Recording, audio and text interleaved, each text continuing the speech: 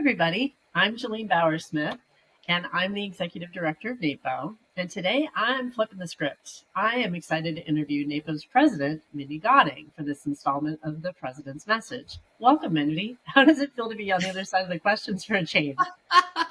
It's a little odd, but I'm excited about the opportunity to have this conversation. I promise I'll go easy on you, okay?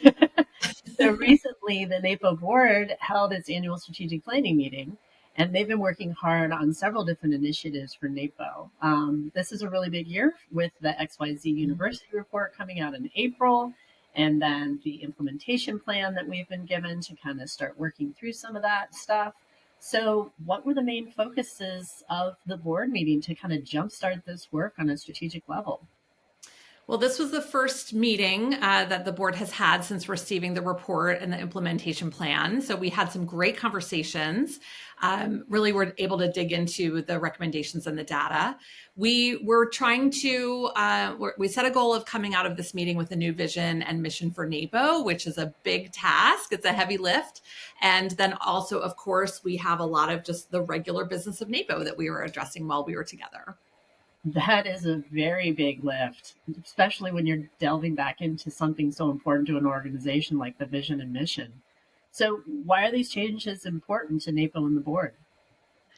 Well, we realized our old vision and mission were too broad. It was causing a lot of confusion about what NAPO truly is and what it should be, right? And who NAPO serves. And as the world has changed, and, people are shocked to hear that we really just reset our strategic priorities and our mission and vision in 2021, and we're already looking at it again with a critical eye. And that seems like a short time for something so big and important. But if you think about that, think about how much the world has changed since 2021, right? So as these changes have been happening all around us, we just realized that our current vision and mission didn't provide enough direction to move the organization forward towards realistic and achievable objectives. So we needed something that was clearer and more focused to guide us. That sounds like a really interesting conversation. I'm sure a lot of people wish they were a little fly on the wall in the boardroom for that.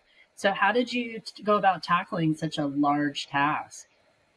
It was a journey, but you know what? It was a lot of fun. And you are right. I think that most of our members would have been extremely interested to be a fly on the wall, as they say, in the boardroom. And so just another plug for board service, like you get to be a part of these really high level, important conversations that are so interesting. So we used insights from recent member and non-member surveys. Those of you who took the surveys recall. And then XYZ's analysis on how associations and memberships are evolving to shape the new vision and mission elements that would really resonate with our goals and dreams for the future of NAPO.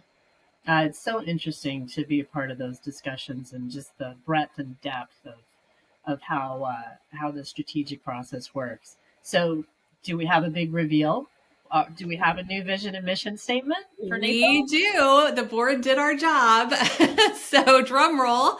I'm going to read them because it's been only a month. I don't have them committed to memory yet. But our new vision for NAPO is to envision a future where every member, regardless of niche or background, unites within a thriving ecosystem that celebrates our collective expertise and encourages belonging, respect, and trust.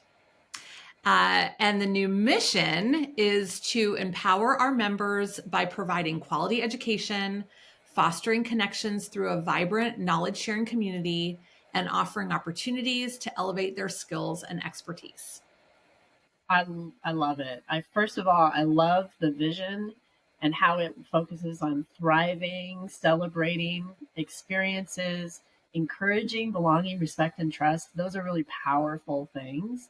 And then I like how the mission, it really kind of is almost like a checklist. It feels like, do members feel empowered by the education that they're receiving? Are they fostering those connections within the knowledge sharing community, and the fact that we're offering those elevated experiences for them to elevate their skills and expertise? I think it's really going to change the focus. That's my take on it, though. Why do you think these changes are important to NAPO? I mean, and I think we're going to show the current and new just so that everyone can see really how we've shifted. But we really felt like what we were using before these changes was way too broad. At its core, NAPO's purpose is to serve its members. And I think the vision in particular, it was talking about kind of like changing the world. And that is too big. It's unachievable for NAPO to think that we're going to change the entire world. But what we can do and where we can move the needle is serving our members, helping our members to elevate their skills, creating this format where we have a community of support, of knowledge sharing, of connections that will elevate our members in the profession. So that's really what we were trying to get to.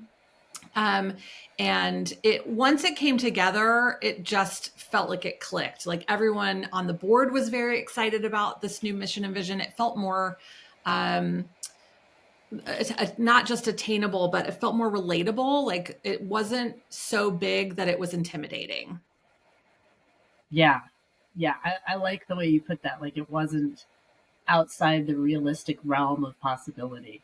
Yeah, Yeah. and it's stuff No. that we're actually really excited to hit the mark and to reach these goals. Like this is what we're here to do. Yes. So exciting. So when are these changes taking effect? All right, so the board has already approved the new vision and mission. So we've started sharing the new wording with stakeholders, and we've received really positive responses so far. This week, our staff is going to be updating the website and roll out the information via point to all of our current NAPO members. Great. That's so exciting. And I'm sure everyone out will be excited to see all these changes this next week as we roll this out in Point and on the website. This is really exciting news, and thank you to you and the NAPO board for all this great work. Is there anything else that happened at the board meeting, strategic level, or that you want to share or discuss with the audience today? Oh yeah, so we did a lot of work while we were together. The June meeting is really the power lift meeting where we come together in person, which a lot of our meetings are virtual, as you know, and we spend a couple days together really working on the business of NAPO, and not just the future of NAPO, but also the current situation that's going on in NAPO. So we've begun the process of articulating NAPO's core values. We feel like that's sort of the third leg of the stool. So mission, vision, and then core values is the last piece. We really want our core values to be more member centric. And so we'll be revising our core values in the next several months. We're getting input on that. We felt like we wanted to bring in a broader voice of constituents into that conversation. So we're working with stakeholders to get more direction on where we need to go with the core values. The reason this is valuable for NAPO is because core values are essential to a healthy culture, and they really provide a reference point in times of change, which is where we are right now. So we're hoping that these core values and being able to articulate them really clearly will help NAPO create a strong sense of community, identity, and security. In addition, as part of our, not the strategic part of our meeting, but just the operational part of our meeting, we reviewed our existing strategic plan. So just as a reminder for everyone watching, the strategic plan is typically a 2-year plan. So this was the 2023 to 2025 plan. It mirrors the president's term, right? So this is like the strategic plan that I'm working on through my presidency. We decided that with all of the objectives and recommendations that we received from XYZ University, that we were asking too much of our staff and our volunteer leaders. We were spreading ourselves too thin. So we wanted to really pull the focus more tightly in. And we really are going to be focusing on 3 out of the original 5 strategic drivers for the remainder of this term, which is going to be through June of 2025. So the drivers that we're going to still be moving forward are driver 1, which was evaluate and create a full NAPO brand strategy that is compelling and inspiring. That's essentially the work that we're doing with XYZ right now. Driver 2, which is develop and implement inclusive and meaningful initiatives to improve membership value and growth. Again, very much in the work that we're doing with XYZ and all the changes that you all have been seeing recently. And then driver 3, to ensure professional development resources are effective, relevant, and create diverse engagement and participation. So those are the 3 drivers that we're going to stick with for the remaining year. Other points of business just to share. So we have completely reformatted the board chapter visit process, but they have resumed. And we've received really positive feedback on the new format from the chapters that have already been visited. So we're super excited about that. And hopefully you've got a board member coming to your chapter soon. We have 2 chapters that have completed the transition to the new chapter model. Which has more to do with like the back end administrative stuff, but we're also getting really great feedback from those chapters on just what they're now able to accomplish with some of the administrative burden pulled away from their volunteer shoulders. The education audit is complete. We had a task team working on that. They worked very hard to basically look at every single NAPO class in NAPO University and make sure that our classes were relevant, modern, fresh. We, as a result of the information gained, we're going to be enhancing and simplifying the user experience in NAPO University. And the board reviewed recent financial reports, which are continuing to show a decline in revenue. So as part of our fiduciary responsibilities, we're actively taking steps to address the situation on both revenue earned and expenses spent. We adopted a philanthropic partner structure and process. So there'll be more information coming about that really soon. We're very excited about that.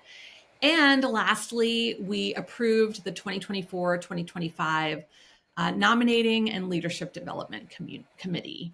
So, a lot was done while we were together. I think the bottom line is that as NAPO looks to the future, we're really aiming for big impact within NAPO. We're hoping to build a stronger, more united team. And then externally, we want to enhance our reputation and strengthen our member relationships. So overall, we want to be seen as leaders in our industry and beyond. That's awesome. And that was a laundry list of things. It's amazing that was accomplished in just a couple of days. It always astounds me.